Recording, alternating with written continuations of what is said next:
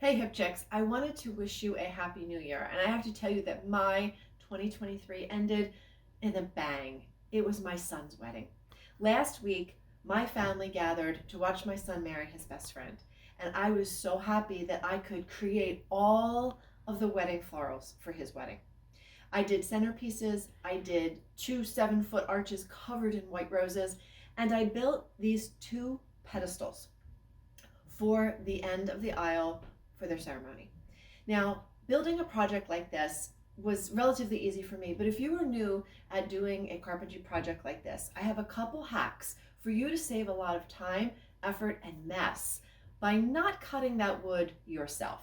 Now, I am all about DIY and being independent, but there's times that you need to work smarter, not harder. So when I needed to get the lumber for this project, I went to Home Depot. And I went to Home Depot at a time that the store was empty. I went during an Eagles game. Go Birds. I went when the store was quiet, and I knew that the staff would be able to help me. So I selected my 4x8 sheet of plywood.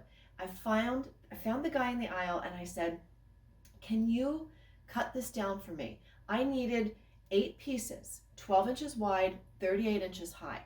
He has that saw, that big saw on the end of the aisle, that he can do rip cuts and cross cuts.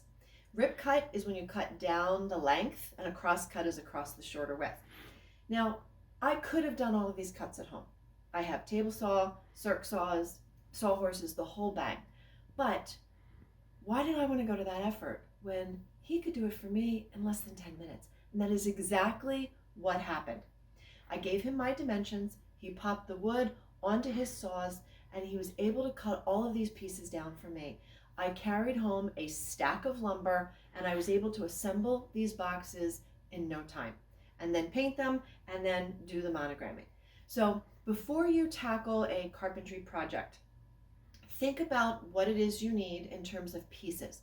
They won't cut pieces that are smaller than 12 inches, so that has to factor into your planning. But not everybody has a minivan or a truck to even get larger pieces home. So if you can plan ahead and have them cut things down even to half that size, it's more manageable to get in and out of your vehicle, more manageable on a saw, and it'll save you time. Think ahead. So remember, go at an off time. Make sure you have your dimensions, and make sure that you can fit all of it into your vehicle comfortably and safely. So I hope that was a great tip for you to get started on your projects for 2024.